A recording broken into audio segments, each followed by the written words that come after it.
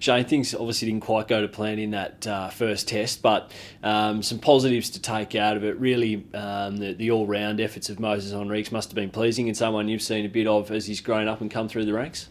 Yeah, definitely. The last Test match was disappointing for a lot of different reasons.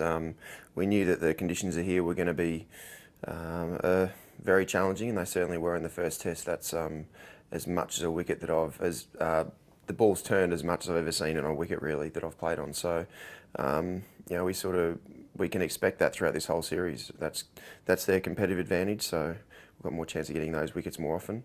Look, I think Moses Henriques was extremely impressive. The way he batted and handled the situations, he looked so composed in both innings. Looked like he'd played 50 tests or 60, 100 tests. The way he actually just held together the innings so well. So I think that's a really exciting thing for Australian cricket moving forward with the big series that are here and that are coming up now as well. So yeah, hopefully, I'm sure Moses, even with the ball, provided a really good role as well. So I think it's really exciting for our future.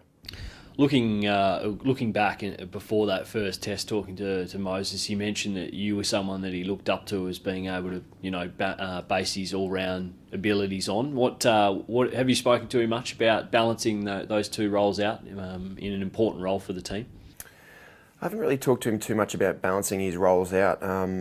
Because in the end you sort of just go with what the game provides more than anything. But it's more I've talked about is talk to him about his individual aspects of his game. So his bowling in the end is pretty similar to the things that I do. So it's easy to communicate to him about sort of my game plans and how I've looked to bowl, especially in the conditions over here. And batting wise, he's a confident young guy. He certainly knows his game very well.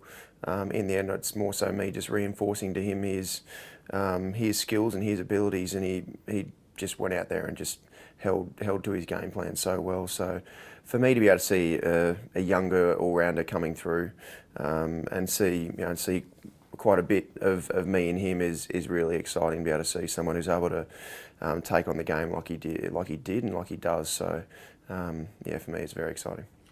First test for you, not having a bowl in a little while. Was it hard watching on having another all rounder there taking up the challenge? It wasn't hard as in having Moses there as another all rounder. It was more so, especially on the day where it didn't go exactly to plan with especially Dhoni scoring the runs that he did. That was one of the hardest days I've had actually standing out there in the field, knowing or feeling that I could make some sort of difference. And knowing that I'd made the decision for this tour not to bowl, to try and get my body into a position where I can start bowling over the next couple of months. So that was, it certainly made me realise in that one day alone that that I'm certainly not gonna give up my bowling, because I love being able to try and make a difference, even if you can't, but you feel like you can try and make some sort of difference, and that's the reason why I love being an all-rounder. You talked about that last sort of session on day 3 there, where Dhoni really got away from us. What did you take out of that? Did you just think that anybody bowling to Dhoni in that sort of form wasn't going to be able to bring the game back in our favour, or that we probably didn't quite hit our lines and lengths as we could? Look, I think more than anything, MS Dhoni just took the game on. I'm not sure whether we definitely will bowl differently to him because we have to. Otherwise, he could do the same thing again. But look, the way he took on the game from ball one when he first came out, he really took us on, and it came off. All the things that he tried came off, and for a long period of time as well. Even with the second new ball, the way he took on our quicks. Showed some serious courage, because they were still about 100 runs behind our first innings total as well. So if that went not so good, playing some big shots, then we would have been more in control of the game. So look, I just thought it showed a lot of character, a lot of strength and courage to be able to come out there and take us on. Look, I think we're definitely going to have to change some of our bowling plans slightly. I think also the Hyderabad wicket will have a little bit more pace and bounce, which suits us a little bit more with our plans that we have to him. So hopefully we can just execute those skills a little bit more, and he tries to take on the game again and provides a few opportunities for us. You talked there briefly about the Hyderabad wicket. What do you think we're going to be able to expect in this second test from the Hyderabad pitch? And have you played there before? I have not in a 4-day game or a test match, but I've played some 2020 and 1-day cricket here, and it normally is an outstanding wicket. For me, it's actually as close as you get to a Gabba 1-day wicket and 2020 wicket anywhere around the world. So it's normally got a lot of pace and bounce, beautiful true batting wicket. It's an outstanding stadium as well. So that's what I've had when I've played it before, and I'm not sure if we're going to get exactly that. Things might be a little bit different, but hopefully it is a little bit closer than that than what we saw in Chennai. Just finally, Shane Warne came down and spoke to both the spin bowlers after the first test, and also talked to the batters. What did he have to say, and did you find some valuable insights from Shane?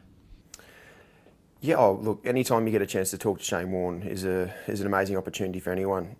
I've been lucky to have played quite a lot of cricket with Warney and be around him, and look, his knowledge on the game and how he views the game is as good as I think anyone that's ever played the game. His perspective on ways to be able to try and get guys out, but also how to try and take as a batsman, how to try and take the game on. I think the advice that he gave to all of us certainly will play a decent part in us just reaffirming what our plans are and sticking strong to those plans, and just more so doing what we're doing better. Because I think majority of the guys showed great signs, both with bat and ball, and it's more so just sticking to your game plan and also just trying to do it better and get better at that. So look, Shane Warne, it is a privilege to be able to have him in and around our group to be able to talk to us, and I'm sure all the guys got a lot out of it.